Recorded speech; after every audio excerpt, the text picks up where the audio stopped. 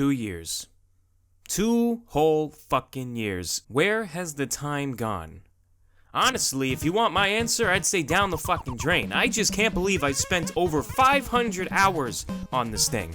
I bought TF2 a week or so after launch, back in 2007, and I'm still only sitting at about 900 hours played. How on earth did I sit through 500 hours over the course of 2 years? I guess it just happens when you're having fun, or at least when you think you're having fun.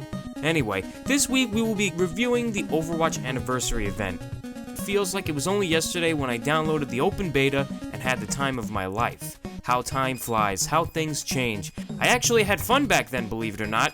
Back when Roadhog was a force to be reckoned with, and Bastion was a problem for almost the entire player base. Now? It has its moments, although now most of the time I burst into fits of rage while playing. I'm honestly lucky my mouse is still holding together. I've been playing games ever since I was a little kid, and I have to say with confidence that Overwatch is the only game I've ever played that made me rage to the point where I started throwing things. I gotta admit though, I've never felt the need to throw my hands up in autistic fits of rage and fling my mouse at the wall before, so I guess Overwatch has left an impression on me. It might not be the best, but an impression nonetheless. Will Overwatch still be around by next year, or will it die off? Realistically, just like Heroes of the Storm, it'll probably be hanging by a thread within the next few years or so, but who knows, and most importantly, who cares? This video isn't about how much life the game has left, it's about the anniversary review. I really wish I could say something other than the obvious, but I'm sure you all know what the anniversary event has in store for us this year, but please be a good sport and humor me.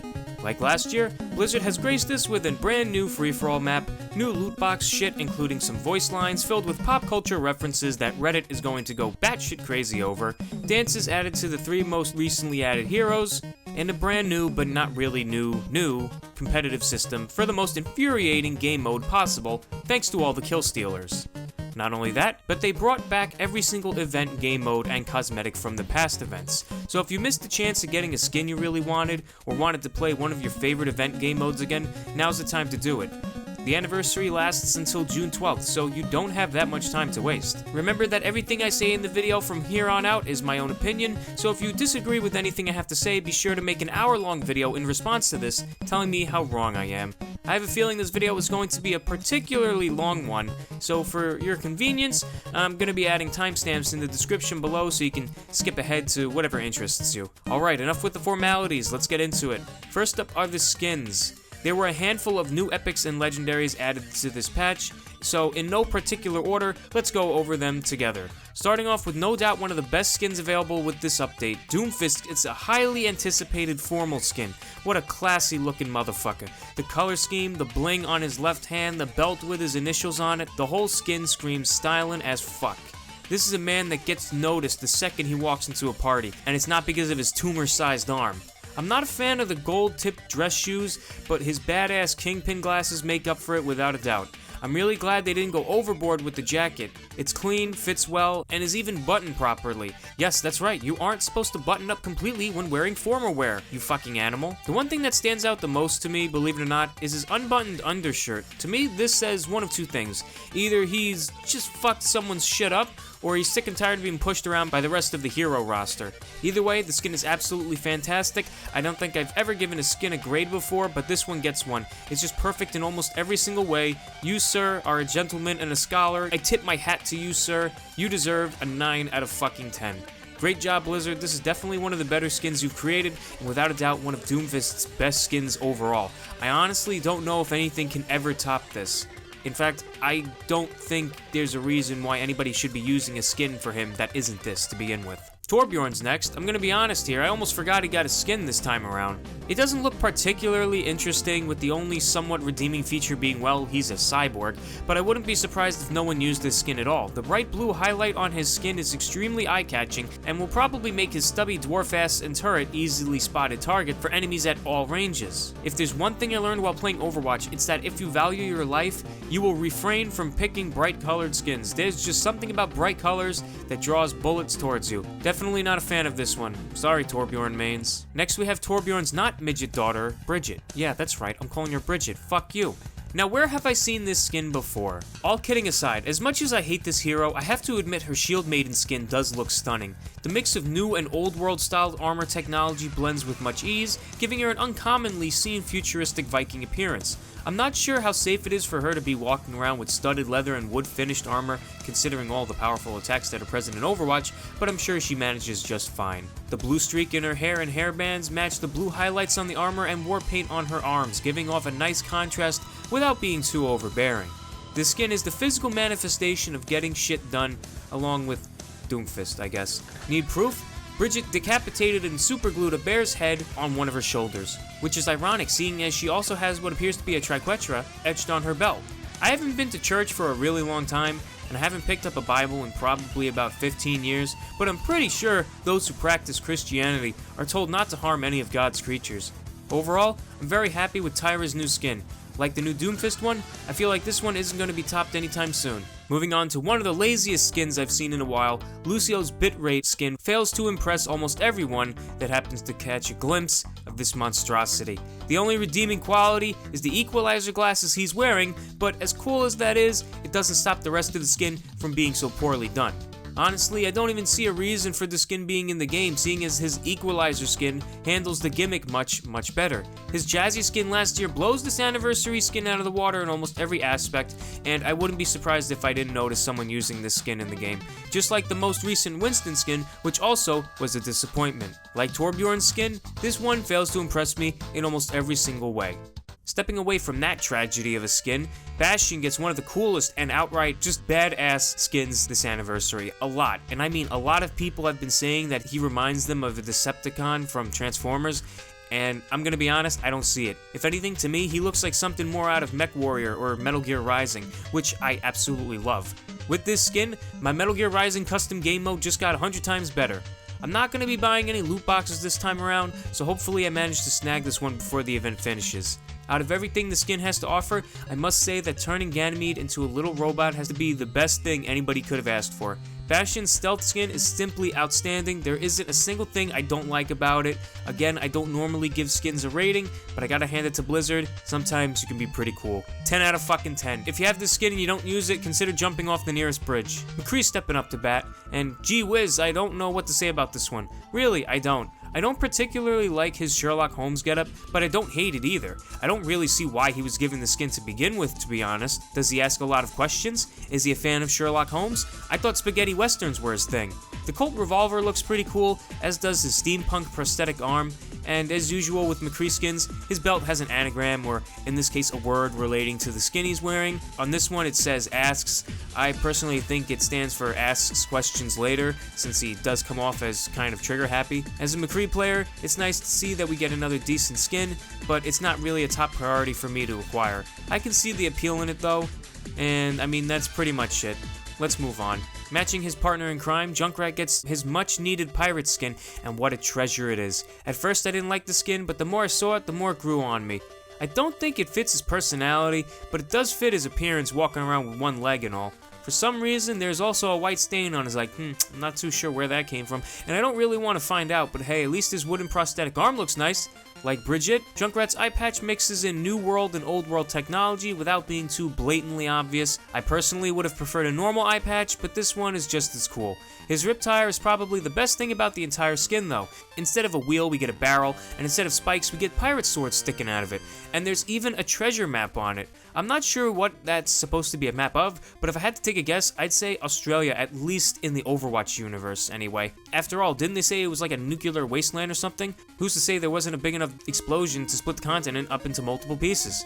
The skull and pirate hat on his right leg are a nice touch, as is the treasure map stuck on his waist. They also gave him dreads, which at first I thought were kind of stupid, but then I soon realized after looking at it that it's supposed to be a cannon fuse. Now, that changed my mind completely. That's just fucking genius.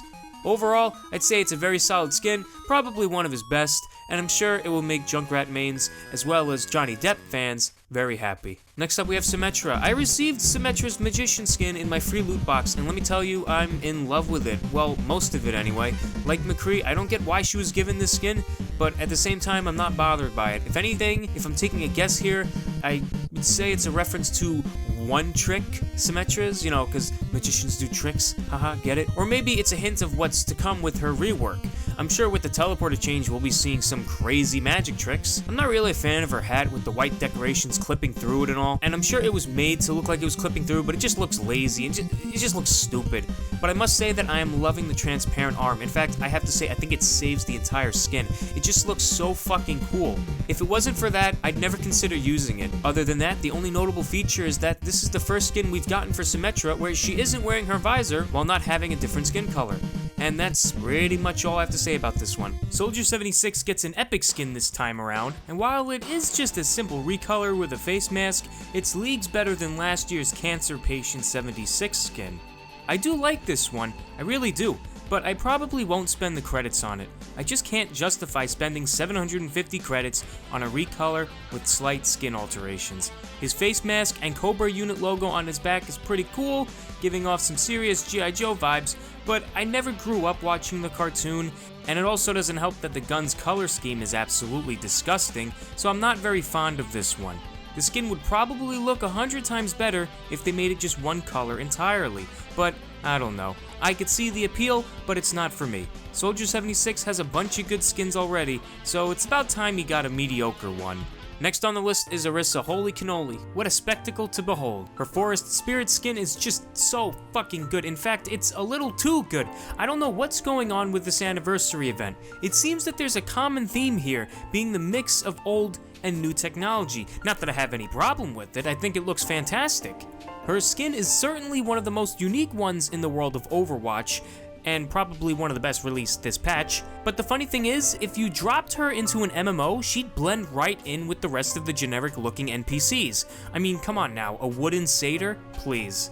She looks like she's about to tell you to go collect 50 tree branches from moblins found around the forest. On the topic of MMOs, if the RuneScape weapon triangle has taught me anything, wood armor is extremely effective against magic and melee attacks. Does this mean you get a defense buff against the magician Symmetra?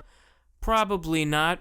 While it's not my favorite, it's definitely up there with my personal go-to skin for Orisa, the Beetle skin. I just can't get over how good this looks. I have to give it a grade, 9 out of 10, but only because she forgot to shave her pubes. I mean, come on, man, at least trim that shit. Seriously, that's disgusting.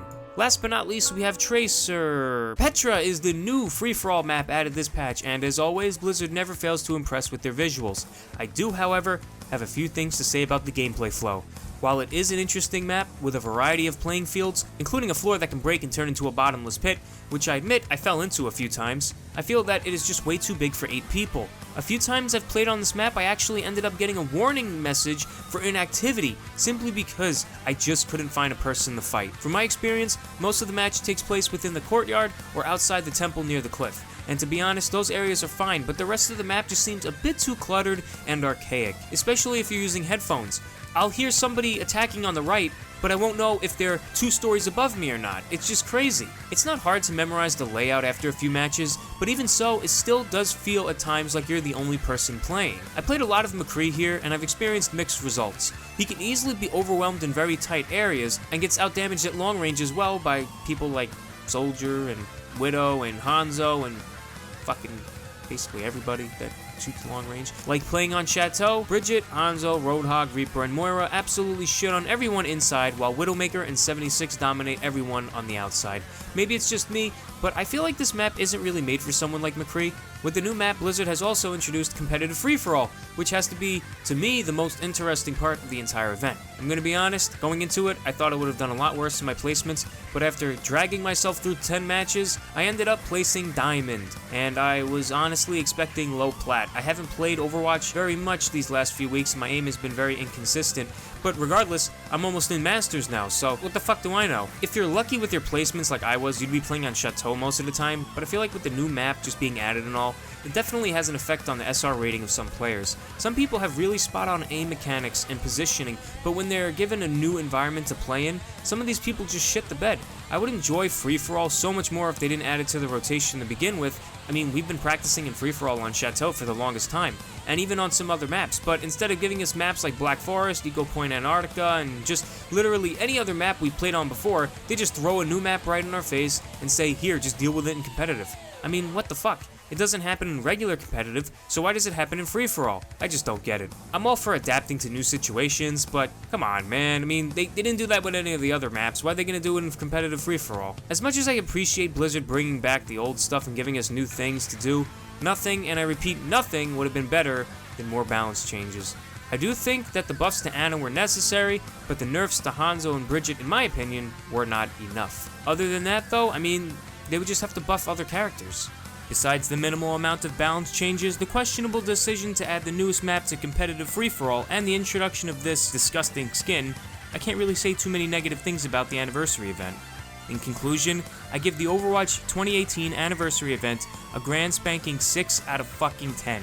It's nice that they brought back all the cosmetics from previous events, however getting the one you want out of a loot box is harder than before because of how congested the loot boxes are now.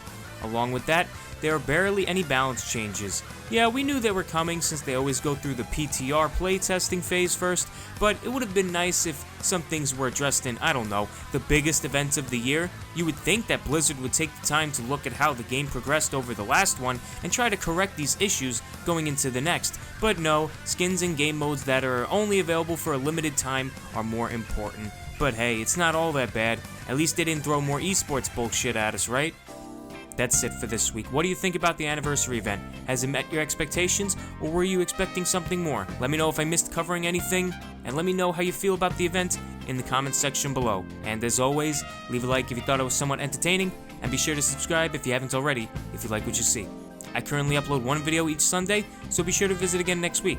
Also, I have a Discord channel, please feel free to check it out, and while you're at it, be sure to follow me on Twitter, and if you'd like to support me on my quest of never-ending complaining, consider purchasing a t-shirt that took me about 10,000 hours to design in Kid Pick Studio Deluxe. The link for everything I mentioned will be in the description down below. Anyway, thanks for watching, I hope you enjoy the rest of your time with the event, and I'll see you next week.